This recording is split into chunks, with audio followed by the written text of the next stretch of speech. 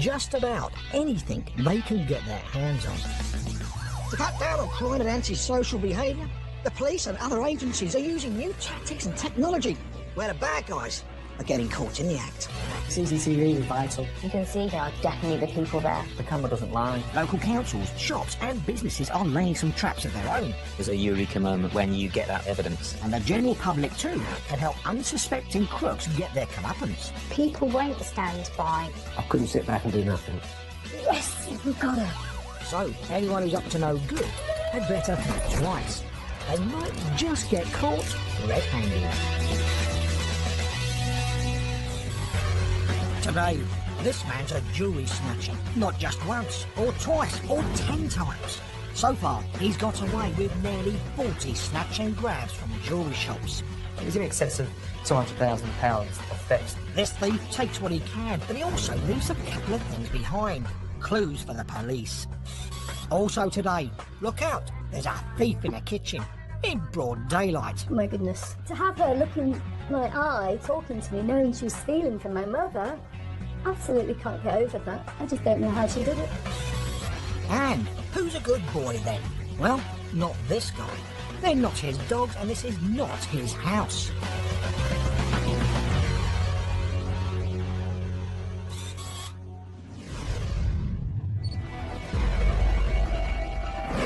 The City of London. A customer in a jewellery shop appears to be tempted by a watch. And he is.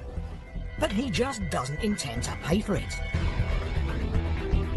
This man's a one-man crime wave, stealing over and over and over again, smooth-talking his way in. He's very convincing. I think he would fool anybody. And they're happy to pass him over items worth thousands and thousands of pounds.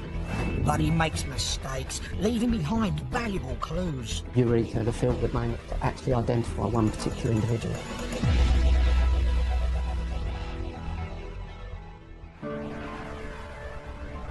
The City of London is the UK's most important financial district.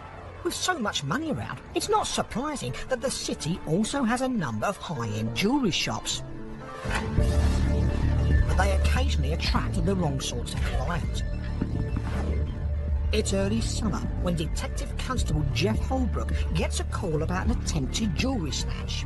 I received a report of an incident that had occurred at a jeweller's in Fleet Street in the City of London. And the jewellers had CCTV which covered the whole incident in its entirety. Jeff and his colleagues collect the recorded footage of the incident, unaware at this stage that this is the start of an extensive investigation. It's just before lunchtime when a customer walks in. His demeanour is to gain the trust of the staff there. He's put his bag out, he's playing with his wallet. Relaxed and chatty, he asks to look at a gold chain. He doesn't look like a person that he's there to steal or there to run away. Claiming he needs to check the window display, the man is buzzed out by the sales assistant. He returns a few moments later. At this point, the male can be seen, he opens his bag and he gets some paper out. He's just placed one of the bits of paper to his side and just leaves it on the table. Suddenly, the man changes his mind about wanting a necklace and asks to see a watch that's worth £12,500. And that's the watch that he eventually tries to steal. And then what you will see is the male will stand up because he says he wants to have a look at some cufflinks. You can see him gesturing towards his cuff there. The cufflinks are also in the front window display. The man asks for the door to be opened again so he can take a look. But the shop assistant is beginning to have his doubts. I think it's at this point that he's getting a bit suspicious. The man's been in there 50 minutes and he's looking at too many different items. You will see the member of staff puts his left hand on the release button, but he's also pulling the tray away. The salesman's instinct is correct. It's all over in a flash. The would-be thief escaped without any loot, thanks to the quick reactions of the salesman. But remember that piece of paper? In the thief's rush to escape, he's left it behind on the desk. It's valuable evidence. And I think he's either forgotten that he's put it there or he's in such a hurry to get away because he needs to get out of that door. If he lets it go, he's going to be locked inside.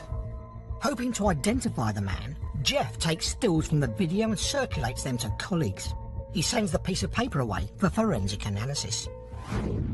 The very next day, Jeff's colleague, PC Mike O'Sullivan, is on duty when news of another jewellery snatch comes in. We received a report of a high-value theft from jewellers on Liverpool Street. A man had grabbed a diamond ring worth £4,500. It became very clear from the description that's given and the way the male acted that this was the same male as the day before. And straight away we knew what we were dealing with a serial offender. It is now a police priority to stop this man.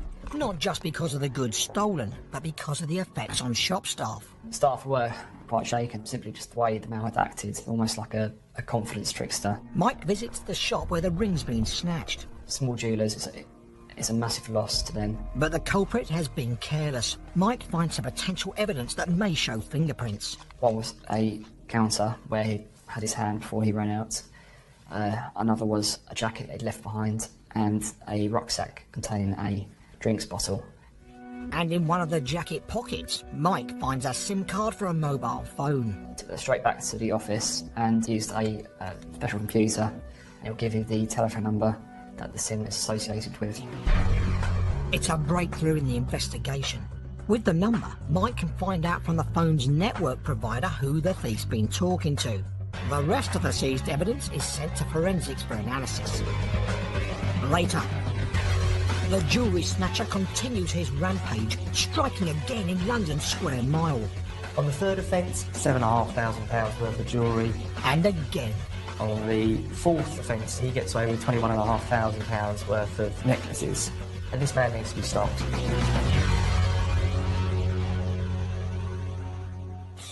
Now, every dog has its day. May or may not be true, but here's a shaggy dog story that really takes the biscuit. The woman who owns this house has fixed up a camera to keep an eye on her 2 young dogs while she's at work. Normally, it's just unexciting shots of her 2 pooches mooching. But today she gets a sudden shock. There's a stranger in her house, and she's horrified to watch on live video as he casually goes walkies around her house. Uh-oh, it looks like he's seen the camera. But hang on, what's he doing? He's feeding her dogs treats. Oh yes, this fun-loving criminal plays with his new best friends. OK, these aren't the greatest guard dogs, but while they keep the intruder amused, their owner has time to call the police, who soon surround the property. The cops send in a scary police Alsatian, and the intruder is hounded out into the arms of the police. He's well and truly collared. So as break-ins go, this one's been a bit of a dog's dinner. Coming up, hard to believe anybody would miss this. But when a pub gargoyle is taken, the owners are outraged. The barefaced cheek of it. So they turn to social media to try and get their gnome back home. Keeping ourselves from being caught out by crooks and conmen is a matter of staying on our guard, but looking after the interests of others is a bit more difficult, particularly when they're vulnerable.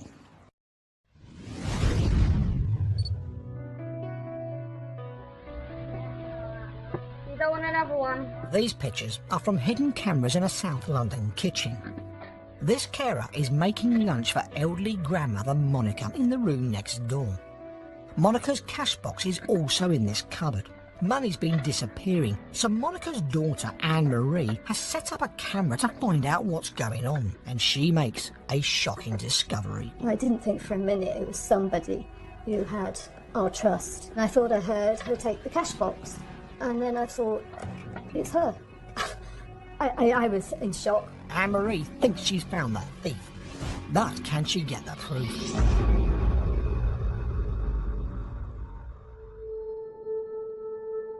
Monica is a sprightly 91-year-old but suffers from Alzheimer's.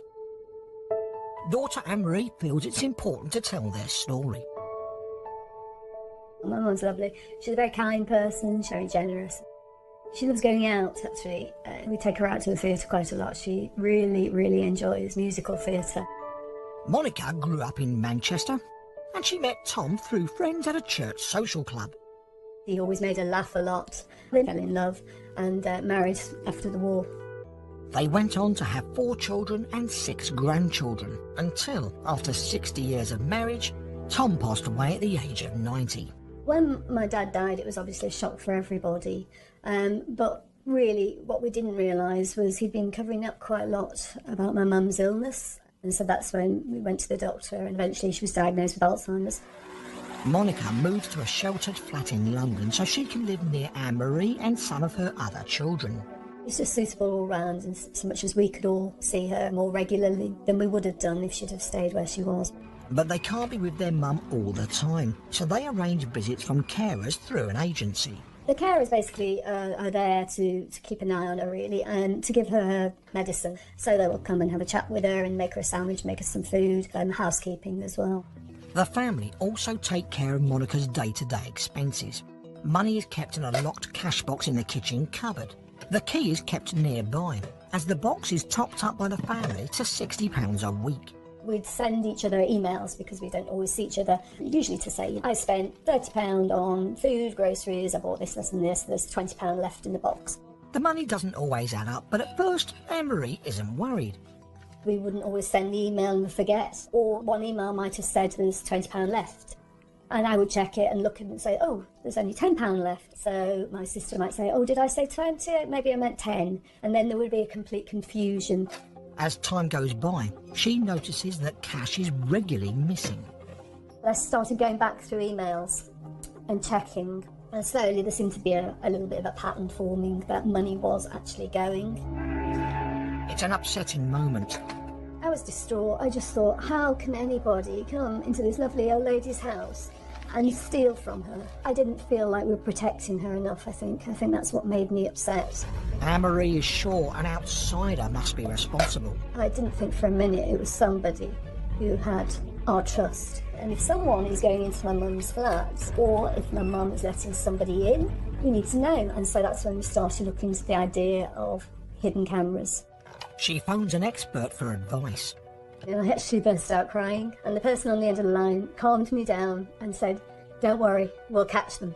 She doesn't want to upset her mum by telling her about her suspicions, so investigates in secret. First, she hides a camera in a bunch of flowers on top of the fridge, but unfortunately, it doesn't work. I tried it again, and there was nothing, and it was just very frustrating, yet money was going during this time. Next, she tries a different camera, disguised as a small battery charger.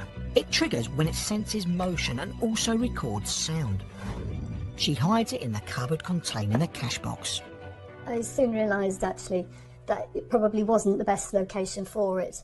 But the first indication of who this might be was when it was in the cupboard, and the cupboard opened, and I saw the face of the carer. Almost straight away, the carer looks directly at the camera, but doesn't think anything of it. But on the recording, there is a distinctive sound. I thought I heard her take the cash box, and then I sort of thought, it's her. The metallic rattle of the cash box being moved provides Anne-Marie with her prime suspect. She checked back over dates when money seemed to go missing. Her suspicions are confirmed. My goodness. I was in shock, really. I was just completely in shock. To actually know someone, to have her look in my eye, talking to me, knowing she was stealing from my mother, absolutely can't get over that. I just don't know how she did it. But the sound of the cash box opening isn't enough evidence for the police to bring charges yet. Anne-Marie needs pictures of the carer stealing money. She is determined to catch the thief, not just for her mum's sake. I wanted it stopped. I don't want her going into anybody else's house and stealing or taking advantage. Over the next few frustrating weeks, Anne-Marie moves the camera around the kitchen, hunting for the right angle. And there were different bits of clips that didn't show in the right position. But I kept hearing my dad's voice all the way through this, saying, don't give up, just carry on, you'll get her. And she does. The camera is sitting on top of the fridge. The carer's making a sandwich for Monica. She rips the cling film with her teeth and delivers lunch. A moment later, she's back and rummages for the key that opens the cash box. Chatting to Monica at the same time, she takes out the box, unlocks it, and steals a £10 note. She puts the box and key back where she found them and stuffs the money into her top. Finally, Anne-Marie has the evidence she needs. I did sort of went, yes, we've got her. I was appalled, but actually I was quite relieved because I was exhausted. The police watch the incriminating video and arrest the woman. She denies everything. Then they showed her the footage, and that's when she went into sort of panic mode, saying, oh yes, I had to get the client some goods. And they said, okay, which shop did you have to go to? And she said, oh, I think it was Sainsbury's. So then they said, okay, so we'll get the CCTV footage from Sainsbury's at this time and it will show you. And then she cried again and realised basically she'd been rumbled. In court, the woman is found guilty of 2 counts of theft and sentenced to do unpaid community work and pay £700 in costs and compensation. The sentence brings some relief to Anne-Marie after a difficult year.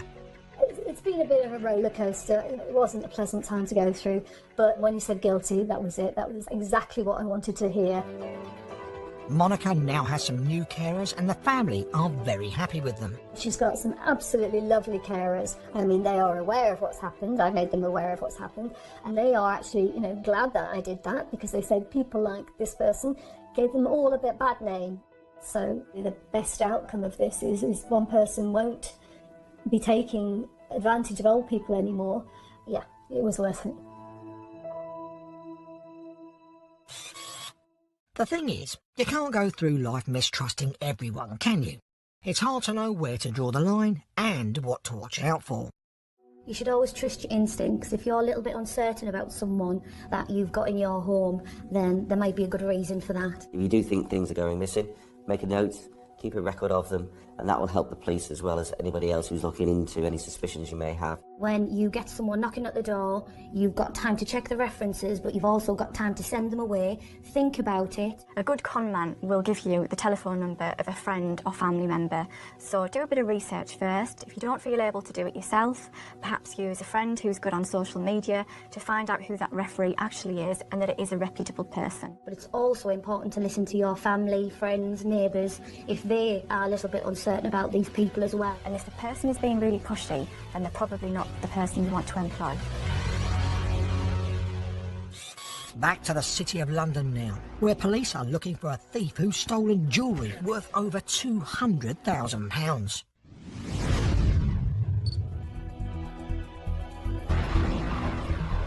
DC Jeff Holbrook and PC Mike O'Sullivan are hunting a serial jewellery thief. Pretending to be a customer, he then snatches and runs. He's coming, he's engaging with staff, and gaining their trust. But the police are on his trail. The thief has made mistakes. He leaves behind paper at one of the crime scenes and a bottle and a jacket at the second. A mobile phone SIM card is discovered in the pocket of the jacket. The evidence is sent to forensics for analysis by Paul Dainty and his team. First, they work on the piece of paper. The technicians subject it to a number of chemical treatments to actually make those invisible fingerprints become visible. And we found the suspect had left some trace evidence, so it had been absorbed back into the paperwork, which revealed his fingerprints to us. A positive result. They compare them to prints from the second crime scene found on the shop's glass counter. And the plastic bottle. It turns out all the marks are from the same fingers. Eureka, that's the feel-good moment. That's where we think, actually, we're going to be able to really do some good here. And running the prints through the police database, they get the match they hope for. The suspect's been arrested by the police before, and now they have a name. 27-year-old Jermaine Fofana. So we'd pass the information to the investigating officers. When we do get a positive result, we can't wait to tell them. Jeff and Mike get the news. So now we've got a name, which is fantastic news for us. The problem now being is we don't know where this person is. Fofana has no fixed address in London. He's only visible when he raids a shop and leaves his image behind on the CCTV footage. This shop in the city is his next target.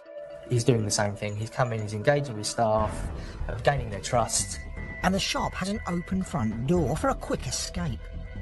He gets out 4 items of jewellery and places them on the tray or the counter there. And this is in excess of £7,500 worth of items.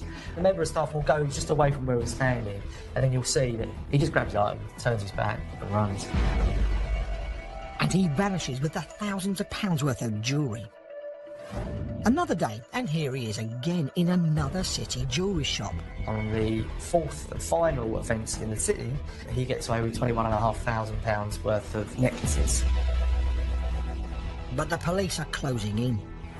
The mobile phone SIM card that Mike found at the second crime scene helps the detectives to narrow their search. The service provider gave us a list of phone calls that this phone had been calling. Through further interrogation of those numbers, we were able to get locations for them based on the calls that he's been making and where he's making them to. Those locations are dotted around the rest of London, where Fofana has been raiding yet more shops. And hence why we called upon our colleagues in the Metropolitan Police to assist in that. The net is tightening. Officers investigate each address. Then they strike lucky. A location is identified through one of the numbers. So officers went to that address and they essentially staked it out. They were sat outside on the hope that he actually turned up. And lo and behold, he does actually attend and he's arrested. They've got him. Fofana eventually owns up to many more crimes across Greater London. Approximately 40 offences, and it was in excess of £200,000 that he had been able to steal.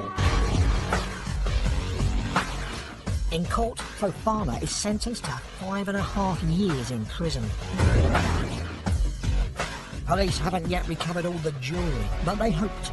And meanwhile, they are pleased that a prolific thief is now off the streets. For us, this was a great result. What seemed like just a small, isolated incident that obviously grew to a much larger, broader scale of thefts that were occurring. So for the police, it was a great result.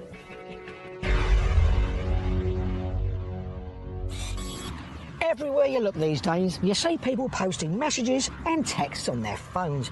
You see, social media is a great way to spread news fast, particularly if you've lost property, an animal, or even a gargoyle.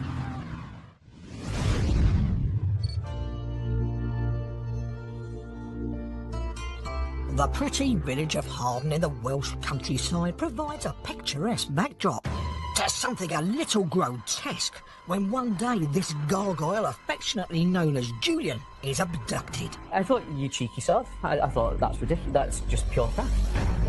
But the ugly deed is caught on camera and the owners decide to launch a social media campaign to find who took their gnome away from home.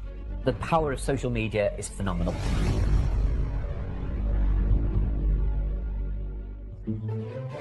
Stuart and his business partner also. Stuart took over and refurbished the Crown and Liver in Harden 6 years ago. It's a bit of a different pub here. Everyone's welcome, as long as everyone's well behaved. The two stews have updated the menu, the decor and the technology, including a CCTV system. Our CCTV has become my infatuation. We started out with 2 cameras and a nasty little monitor to what we've got now, which is a 25 camera system. And they've set about raising their online profile. Social media plays a massive important part in what we do, and we try to put ourselves out there as being a fun and decent venue. And to help them, they've hired some highly skilled staff, including, as their new head of entertainment, Julian. He was found at a shop down the road. On a shelf on his own, really. Looked a bit sorry for himself, so we decided to purchase him. So it was about 10 quid. It was at a time when we were sort of separating from a partner that had been involved with us who wanted to move on to other things, and it sort of reminded us of him, so that's why we bought it. Julian fulfills various roles in the pub, some more successfully than others. Well, gargoyles are supposed to ward off bad spirits, but Julian is quite partial to the odd tipple, and I've never seen him ward off any spirits. The customers love him. Julian's a bit of a character. You know, you often see people having a picture taken with it, or you know, taking it into the toilets. It's been known before now, girls mainly. Being made of solid concrete, he's best at being a doorman. Well, doorstop, actually. And that's the task he's putting his full weight behind on one ill-fated Friday night. A few hours into the evening, a customer notices that the front door is shut. So we went to investigate it, and we realised Julian had gone missing. We thought it was a prank. You know, we're gonna get a ransom note, we're gonna find it on a beach in Mallorca or something ridiculous. But 3 days go by and there's no news, so Stuart turns to his extensive CCTV system. He watches the footage from the night Julian disappears. It's 7:20 when this man with a small dog walks into the doorway. The dog's an innocent party, so we've also obscured its identity. The man looks at his phone, then stealthily gives Julian a nudge with his foot, presumably to check how much he weighs. After another good study of his phone to make sure the street's clear, he wrestles the defenceless little fellow into his clothing and disappears. Stuart's gobsmacked. I thought, you cheeky sod. I thought that's ridiculous. That's just pure theft. That is the barefaced cheek of it. Now he's figured out what's happened, he acts quickly to try and get the word out. All I did was film it with my phone and quickly put it out onto social media. The video instantly makes an impact. And the community felt really strongly about it. And whether it's £10 or £1,000, it's still theft and it's somebody else's. And it took 20 minutes to get an answer. 20 minutes for someone to message me and say, and then subsequently had 7 or 8 different people again who came back and told me name and address of the person who it was. As more people get to see the video, Stuart decides to give the man a chance to do the right thing. And once it got sort of, 20-odd thousand views, I was within a day, I was pretty sure it was going to come back. And he's right. Later that same day, a man comes along, same guy, same coat, tips it out, big heavy object out of his coat again, and puts him just behind the door, and walks off. Back home, sweet gnome. And it's taken just 6 hours from when the video was posted. Yeah, it was made up. I thought it was fantastic. It was brilliant. Brilliant, the power of social media. So, as gnomes go, Julian's been pretty lucky. Well, maybe not pretty. I think he's more popular than he ever was before, to be honest, and he's enjoying all the attention. He's like the local celebrity. It's fantastic. And as for the man who borrowed him, hopefully he'll keep his nose clean too. That's it for today. Join us next time when police and the public catch more criminals red-handed.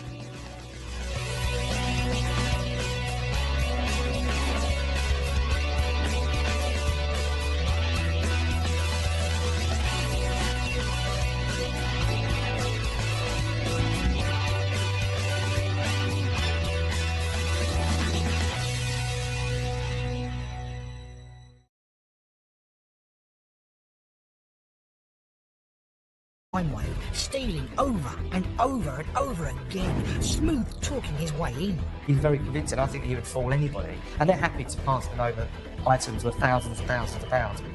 But he makes mistakes, leaving behind valuable clues. Eureka, the film that may actually identify one particular individual.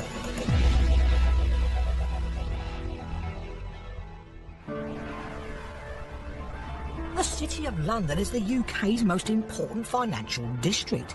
With so much money around, it's not surprising that the city also has a number of high-end jewellery shops. Stealing from my mother, absolutely can't get over that. I just don't know how she did it. And who's a good boy then? Well, not this guy. They're not his dogs, and this is not his house.